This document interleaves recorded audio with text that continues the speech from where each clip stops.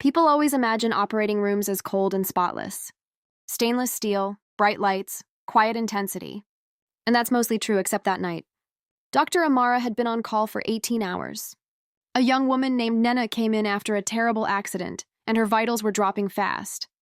There was no time to think, only to act. He scrubbed in, whispered a quick prayer like he always did, and started the procedure. At first, everything was normal. Then the temperature dipped, not just cooler, icy. He blinked, thinking fatigue was messing with him. But then he saw them, 3 women, standing at the far end of the theater, barely lit by the surgical lamps. They weren't nurses, they weren't relatives. They weren't supposed to be there at all. And yet they were. Their clothes looked old, almost dusty. Their eyes fixed on Nena like she belonged to them. One spoke first, voice thin and sharp.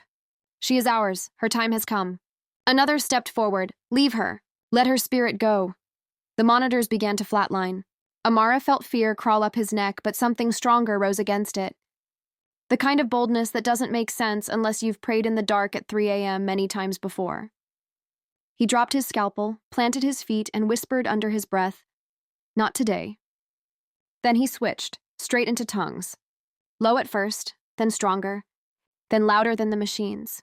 The women hissed, the lights flickered. One of them moved closer, and for a moment it felt like every muscle in his body wanted to freeze. But the more he prayed, the more the room changed. The cold loosened. The shadows trembled like someone pulled their foundation out from under them.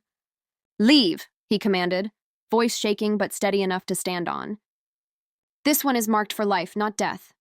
The first woman snarled, "You dare fight us?" He kept praying, harder now, calling the name of Jesus the way a drowning man grabs a rope. The monitors beeped again, a weak pulse. Then stronger. The youngest-looking woman screamed. Not a human scream, but something torn and furious. They began to fade like smoke being pulled backward by a wind none of them could feel. One last whisper floated across the room. "You will see us again." And then they were gone. Just like that, the lights steadied. The temperature returned. The theater looked normal again. Almost too normal. Amara exhaled, picked up his scalpel, and continued the surgery as if nothing had happened, though his hands shook for the next 10 minutes.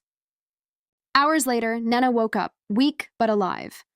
When her mother came in crying with gratitude, Amara simply said, God wasn't ready to let her go. And he meant it literally, because some nights the battle isn't in heaven or in dreams. It steps right into the room with you.